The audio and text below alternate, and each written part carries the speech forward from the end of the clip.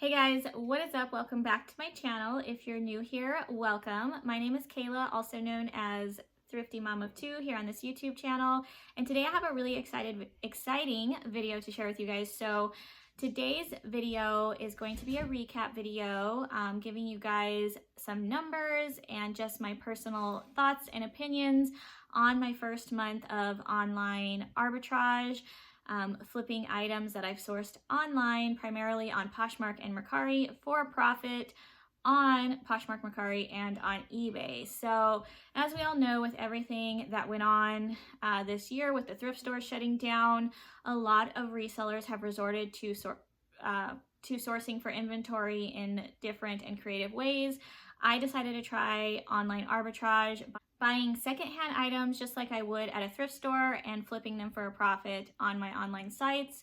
I will definitely say that March was probably the roughest month for me reselling wise, because that is the month that hit me the hardest with drop in sales.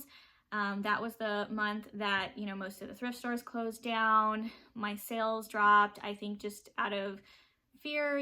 People weren't sure what to expect with everything going on, and people weren't shopping online like they normally do. And also my work ethic and my motivation significantly dropped as well. That was just a hard month for me and my business in general. But I started off April a lot better. I had a better attitude going into April. I decided that I was going to come up with new ways to source for inventory, that I was going to just list and get back into a regular working routine and just do the best that I could to try to make sales and just keep my business up and running.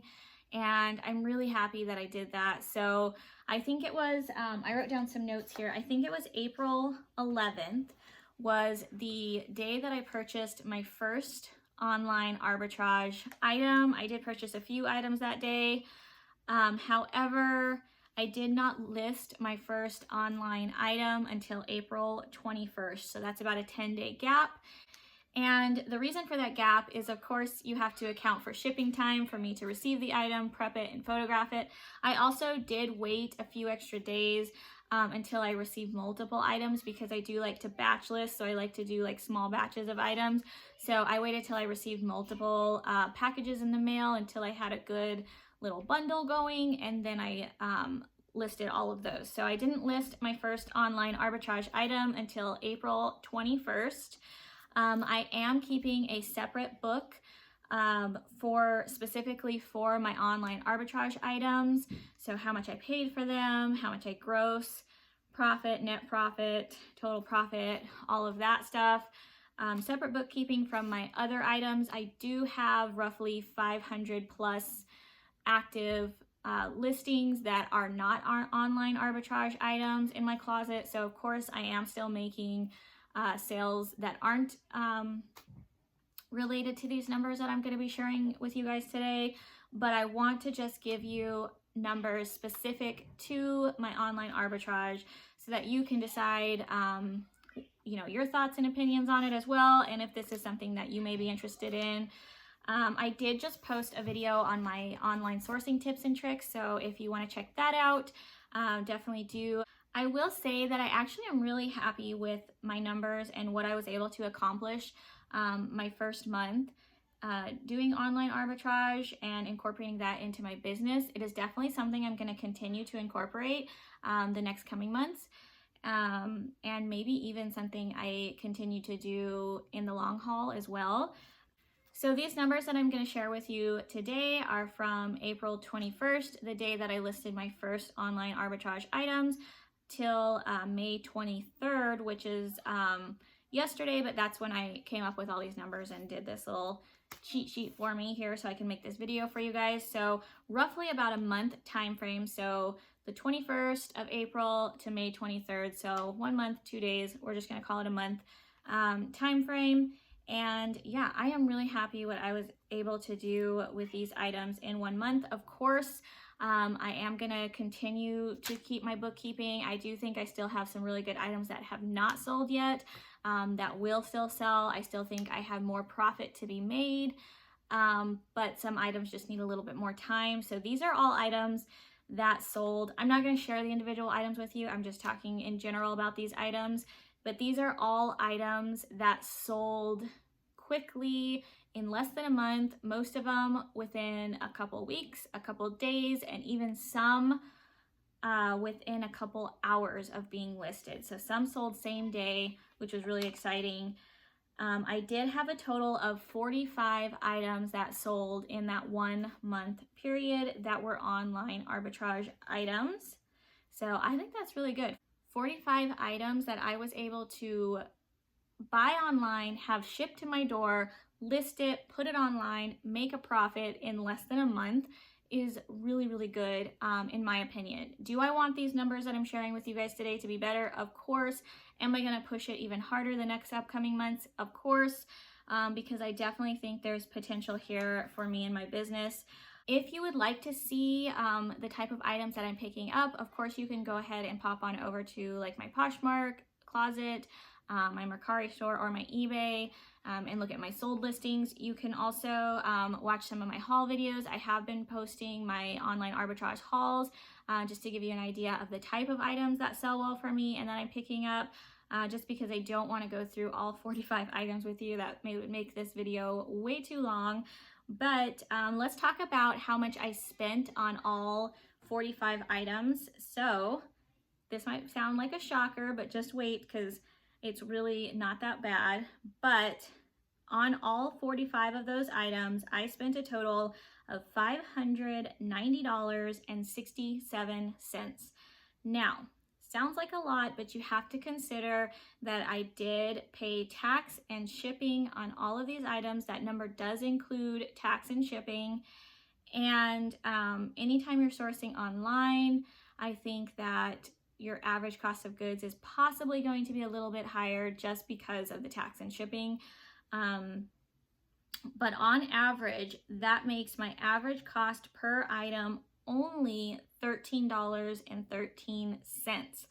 That is really good, you guys. I think that is a great number for online arbitrage items. I am really proud of that number. So that $13.13 is how much I paid to have the item packaged, shipped to me, and pay tax on the item, receive it on my doorstep. Are all items that I hand selected. So these are all items that I felt like were worth that price, and that is definitely a price I would have paid for every single one of these items if I found them at a thrift store and they were priced at $13.13. That is also not a uncommon thrift store price for me to spend, especially out here in California. It is not uncommon for them to price dresses and sweaters from the $9.99 to $15.99 and even up range. So that is definitely a price that I would see out here. So if you think about it this way, you guys, I basically bought a pallet or a box of 45 items, $590 for the box. Makes my average cost roughly $13 per item. The only difference from buying like a mystery box or a rescue box or anything like that is I was able to hand select and hand pick every single one of these items. It also meant that there was less risk involved, because if any of my items did arrive damaged and that was not noted in the listings, which I did check for the descriptions, I did read descriptions very well. I checked for flaws in listings. It was easy for me to open up a return case and send any items back and receive a full refund, which I did have to do on some items, but it's no big deal. I got my money back, reinvested it into something else. So there's really not a lot of risk involved. You guys know my opinions on mystery boxes and rescue boxes. I'm not a fan of them. I mentioned that in my tips and tricks video. I just think there's a lot of risk involved. I think there are a lot of bad boxes that get sent out. I think rescue boxes can be a waste of time, even if they have good items, because you have to spend a lot of extra time on fixing flaws and cleaning items. And for me, that is just not, because I am a one-person show, you know, I do all of this on my own. That is just not a very time-effective way to, you know, manage my time with items. And I just don't enjoy cleaning and fixing items. It's just not something I'm interested in. If those type of things do work for your business, if you have had luck with mystery boxes, if you do like purchasing rescue DIY boxes and they fit your business model, by all means keep doing that. I'm not saying that that is wrong in any way. I'm just giving you guys my opinions on those type of things. They just don't work well for me. And I just think there are better ways to find inventory. But of course, you know, you guys, that fits my business model and how I do things. I have seen other resellers recently purchasing like large pallets and wholesale, and I'm not going to give you guys my thoughts on that because I don't have experience in that, and it's just not something I'm really familiar with. I do know you have to have a lot of money up front to invest in those type of things. I know a lot of times they could be mysterious as well, or they could be definitely a financial risk, but I don't know if the risk is worth the benefit when it comes to buying in inventory in huge bulks like that, because I've never done it. And I honestly just haven't seen very much research as far as other resellers putting out YouTube videos, sharing their numbers as far as how much they spent and how much they were able to profit on the entire pallet. There's just not a lot that I know. There's a lot of unknown for me there. So I'm not sure about that. If that is something you're interested in, definitely do your research on it. But I do want to share with you guys my numbers and everything, showing you guys 1 month of what it looked like for me sourcing online, flipping items online, my cost of goods, and then at the very end of this video here in just a few, I'm going to share with you guys how much I made total on all of these items so that you can really see how well it worked out for me and see if there's potential there for you, if it's something that you may be interested in. The one nice thing I will say about hand selecting all of these items is I did get to research all of these items before I purchased them, which meant that I looked for stock photos, I checked comps, and I also looked to see how many active listings were on Poshmark. I don't usually check eBay and Mercari. Poshmark's my primary selling platform, so I focused most of my research on that platform. But yeah, so I checked to see, you know, how many were listed on Poshmark, how many were listed in the size that I would be purchasing. And I was able to do all of that and make a decision on whether I wanted to purchase the item beforehand, which this also can be a little bit time consuming. Sourcing for inventory online can be time consuming, but it's really no different for me anyways than what it's like sourcing in person. It is not uncommon for me to spend all day out thrifting. It is not uncommon for me to spend hours in one thrift store. So spending a few hours on the computer hunting down inventory is really no different, in my opinion, for me. But I will say the one benefit to doing it this way is that once I did receive the items in the mail and I checked them over for any flaws or anything, I already had all of my research done. I had my stock photos, I had all the information I needed to know about the item. All of that was already done for me, so it was really easy for me to pre-draft all of these listings and just take the photos and get these listings up quicker once I received them in the mail. So that was definitely a plus to doing all the research beforehand, is it made the listing process a whole lot easier. Okay, so now let's go ahead and talk about what you guys have been waiting for, I'm sure, and that is how much did I make off of these 45 items. I did mention that my goal was to make a 50% profit on all of these items, and of course it didn't average out to where I made exactly a 50% profit on every single item. There were a few that I let go for slightly under a 50% profit just to move them quickly, and then there were a few that I definitely made way more than a 50% profit on, but it averaged out to where I actually did meet that goal. I surpassed it even by a little bit. So I made in 1 month time frame $1,471.86. So if we round up to the nearest 100 and just look at it that way, just for number's sake, just to make it easier, I spent roughly $600 on all of these items, and I turned that $600 into $1,500 within a 1 month time frame. So I think that's pretty good. Like I mentioned, I still have a bunch more items that I sourced online. I still have items coming in the mail right now, items that I haven't listed, and I still have a lot of potential for more profit. But in 1 month time frame, I am pretty happy with that. I do think that this is something that I'm going to continue to incorporate in my business if I can continue to manage my time with sourcing online and then sourcing in person again.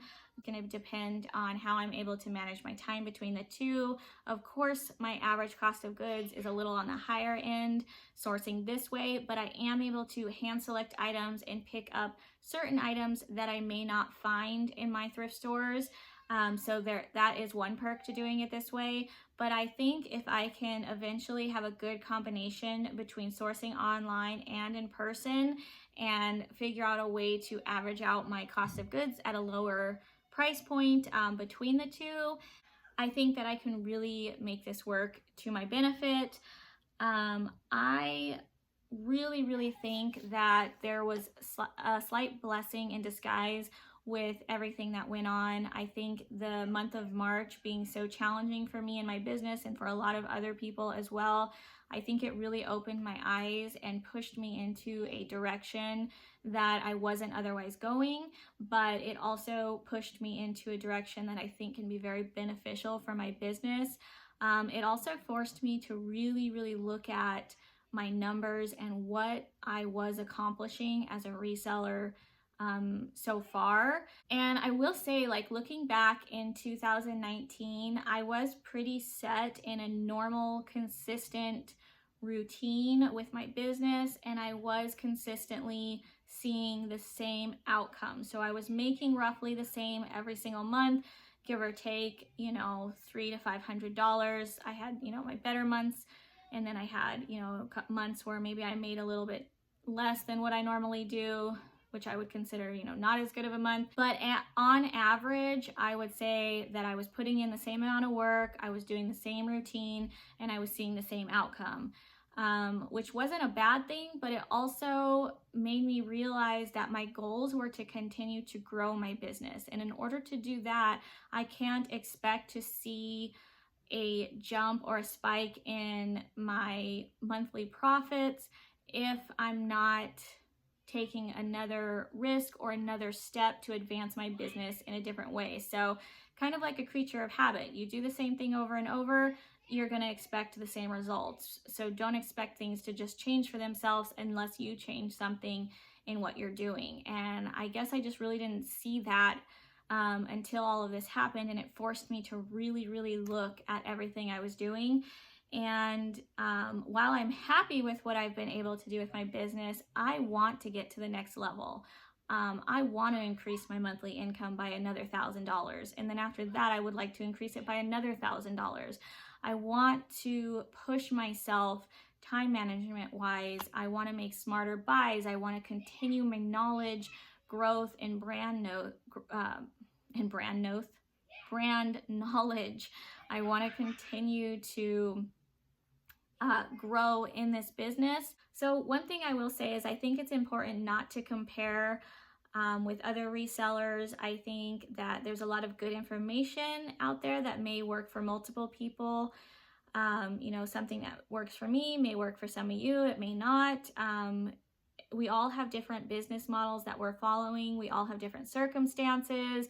We live in different areas. My sourcing has definitely changed living in California from Colorado. So I started my reselling journey in Colorado, recently moved to California in November of last year.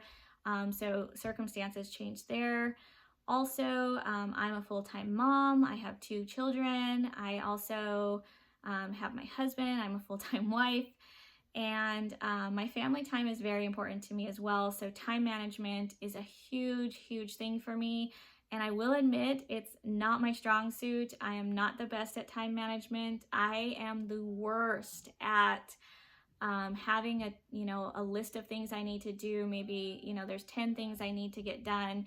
And instead of just focusing on one at a time and focusing all my effort on one task, I have this idea in my head that I need to do 30 minutes of this and then 30 minutes of that and then do this for 30 minutes and just bounce around at all these different tasks.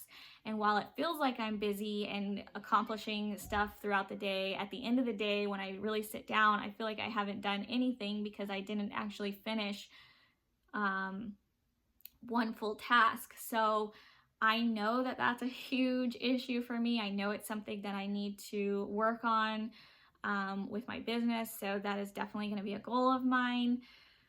But I think if I can really manage my time and come up with systems to speed things up for myself, and maybe even incorporate some help from either my kids or my husband a little bit for certain like simple tasks that they could manage, I think that I can really push my boundaries right now and bring in my online sourcing with my sourcing inventory in person and really push myself to that next level. So I am feeling highly motivated after coming up with my numbers for this month, and I am really inspired and just excited to see what the next couple of months have in store for me. I am going to continue to keep a separate bookkeeping on all of my online arbitrage items. I am going to continue to order online.